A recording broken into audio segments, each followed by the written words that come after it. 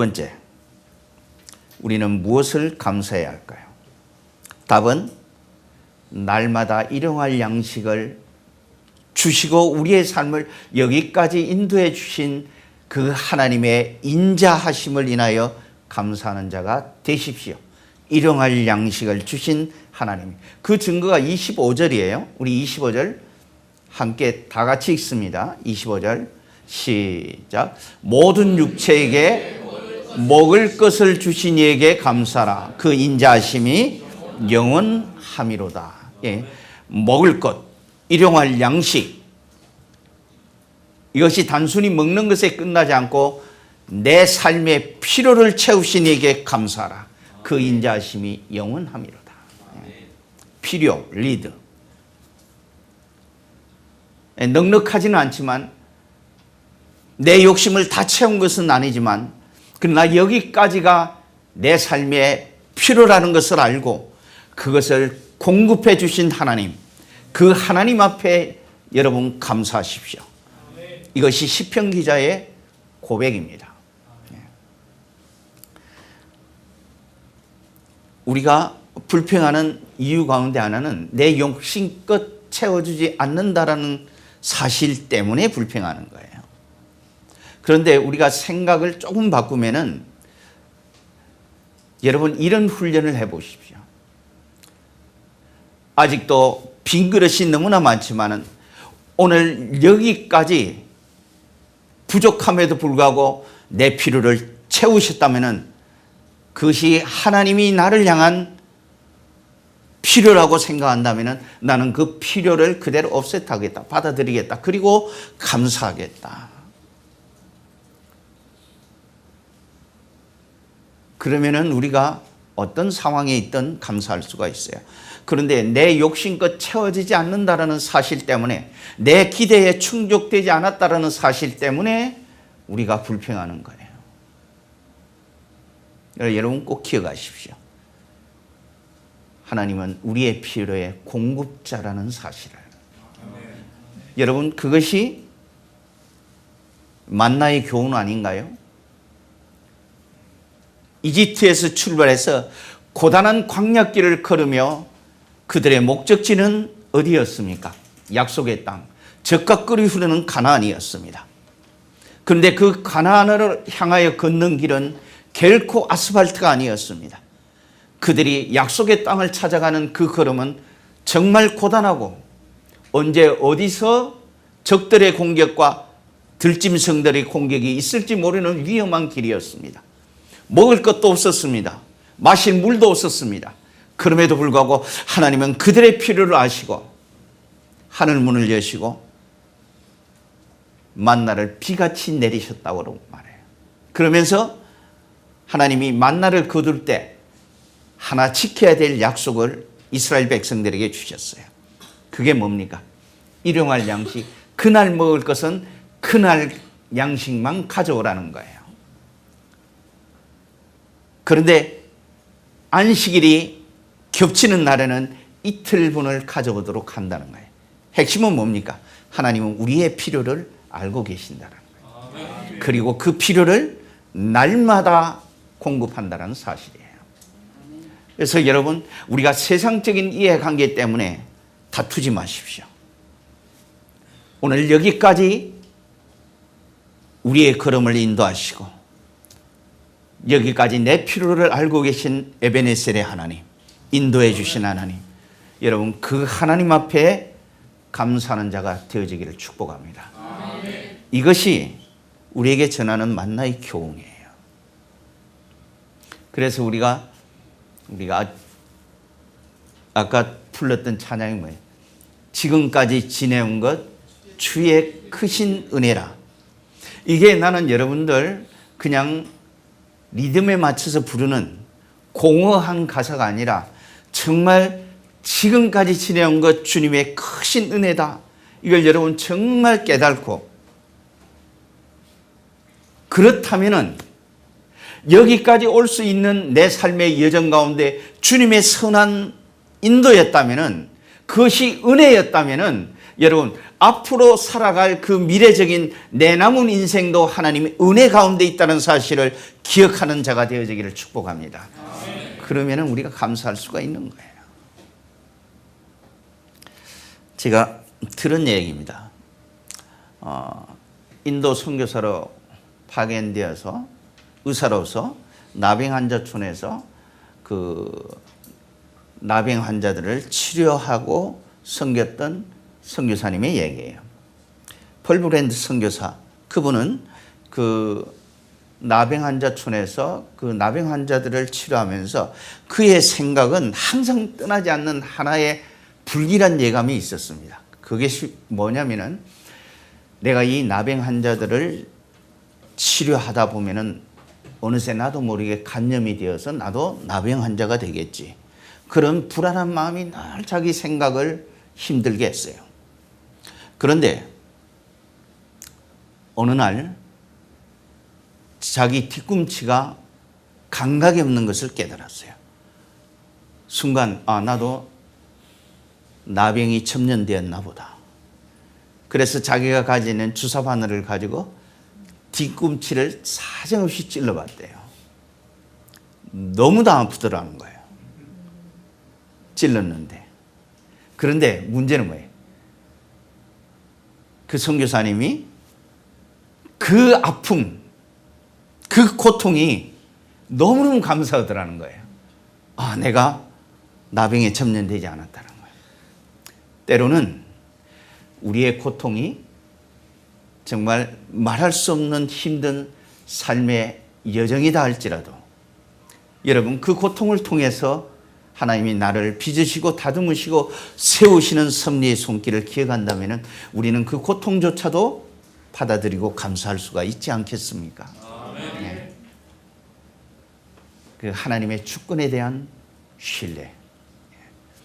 우리가 다 이해할 수 없다 할지라도 실수가 없으신 하나님, 내가 다 알고 있지는 못한다 할지라도 정확하신 하나님, 내가 무엇을 생각하고 무엇을 기대하고 무엇을 기도하는지를 알고 계시는 하나님, 그 하나님은 언젠가는 내 기도에 찾아오시고 응답하실 것이다. 그것을 믿는 사람들은 어떤 고난 앞에서도 좌절하지 않습니다. 어떤 아픔 속에서도 감사의 노래를 부를 수가 있는 겁니다.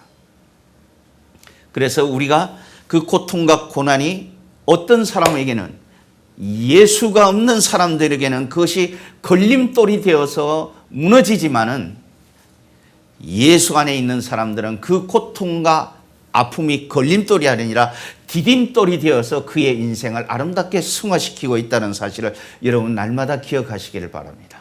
예. 자, 여러분, 우리 닉 부이치치라는 사람 알죠? 예, 팔다리가 없습니다. 몸뚱아리만 있어요. 그런데 그는 전 세계로 돌아다니면서 감사의 메시지를 전하는 전도자예요. 여러분, 팔다리가 없는 그 사람이 돌아다니면서 여러분 하나님께 감사해야 합니다. 나를 만드신 그 하나님께 감사하십시오. 멀쩡한 몸이 아니라 움직일 수 없는, 팔다리가 없어 마음대로 행동할 수 없는 그 사람이 저와 여러분을 향하여 감사하라고 말했다면 여러분, 우리는 그 사람과 비교할 때 우리는 감사의 조건이 너무너무 많다는 사실을 여러분 다시 한번 기억하시기를 축복합니다. 예, 우리는 소유한 것보다는 가지지 못한 것에 인하여 우리는 얼마나 많이 불평하고 있는지 모릅니다. 예, 우리가 정말 감사하는 자가 되어서 정말 하나님의 영광과 그 부르심 앞에 정말 온전하게 내 인생을 드리기를 원하고 주변 사람들에게 선한 영향력을 끼치기를 원한다면 여러분, 날마다 여러분의 언어가 감사의 언어, 칭찬하는 언어, 남을 세워줄 줄 아는 언어, 그 말을 통해서 여러분이 작은 예수라는 것이 보여질 수 있게 되기를 축복합니다. 아멘. 제가 여러분들한테 좀 위로의 말을 좀 해드리고 싶어요. 그게 뭐냐면은 우리 하나님 앞에 영광을 돌립니다. 그 말을 들을 때마다 어떤 생각이 떠오릅니까? 하나님 앞에 영광을 돌립니다. 연예인 대상을 받을 때 크리스찬 여배우나 남자 배우가 하나님 앞에 영광을 돌립니다. 혹은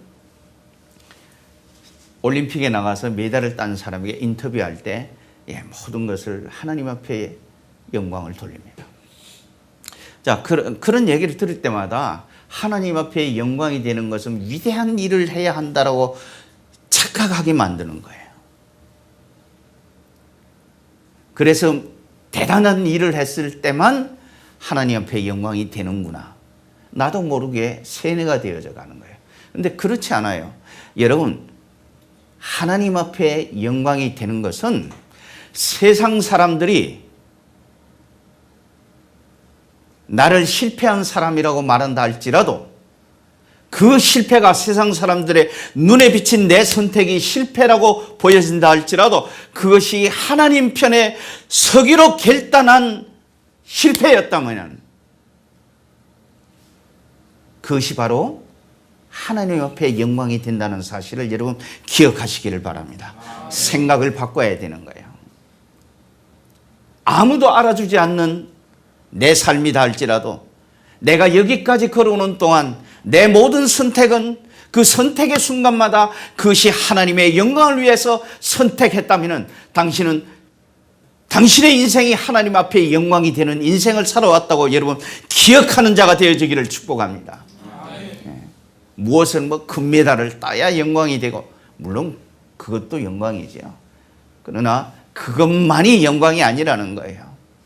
내 삶의 작은 하나하나가 모여서 선택하는 순간순간마다 하나님의 영광을 위해서 선택했다면 내가 세상적으로 성공을 못했다 할지라도 내 인생은 하나님 앞에 영광이 되었다는 것. 그래서 여러분 그 자긍심을 가지고 성공한 사람 앞에서 주눅들지 않고 당당하게 하나님이 나를 여기까지 인도해 주셨습니다. 하나님의 주권을 이야기할 수 있는, 선포할 수 있는 저와 여러분이 되어지기를 축복합니다.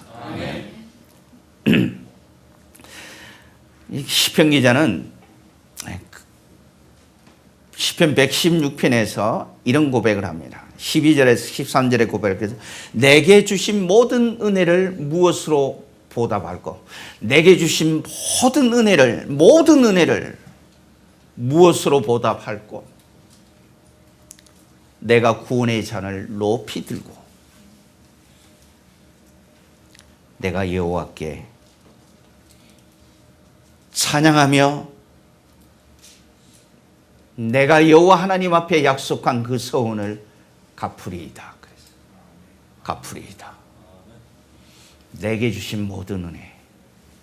넉넉하지는 않지만은 그러나 여기까지 오는 동안 내 필요를 아시고 그 분량만큼 채워주신 하나님, 그 하나님의 주권을 인정한다면 여러분 오늘 이 상황, 이 환경을 붙잡고 감사의 노래를 주님 앞에 드리는 저와 여러분의 인생이 되어지기를 축복합니다. 세상의 것은 다 일시적이에요. 순간 스쳐 지나가는 한 과정에 불과합니다. 어제의 부자가 내일의 부자라고 누가 보장할 수가 있단 말입니까? 오늘의 건강함이 내일의 건강함을 보장한다는 게 어디 기록해 놨어요? 세상의 것은 다 지나가는 하나의 과정일 뿐입니다. 따라서 여러분 세상 것에 목매는 시간 동안에 여러분 하나님 바라보고 믿음의 주여 온전케 하시는 예수 바라보면서 천당신앙을 회복해 가는 저와 여러분이 되어지기를 축복합니다. 그리고 오늘 본문은 이렇게 마무리됩니다. 모든 것을 허락하신 하늘의 하나님께 감사하라. 그 인자하심이 영원함이로다. 하늘의 하나님께 감사하라. 얼마나 매력이 있어요. 정말 나는 여러 가지로 계산해보고 여러 가지로 생각해봐도 감사할 내용밖에 없어요. 오늘 나를 여기까지 인도해 주신 하나님, 천사도 흠모하는 이 복음 전하도록 나에게 복음의 전도자로 불러주신 하나님,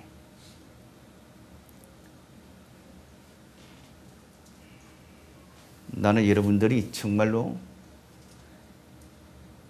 감사가 아주 빛바랜 오래된 고어가 아니라 오늘 일상에서 우리가 사용하는 용어가 되어서 여러분이 사용하는 그 말 속에 하나님의 영광으로 가득한 그런 인생을 살아갈 수 있게 되기를 그리스도 예수의 이름으로 축복합니다. 아멘. 이것이 2019년 추수감사절에 저와 여러분에게 던져주시는 하나님의 메시지입니다. 기도하십시다. 주와 함께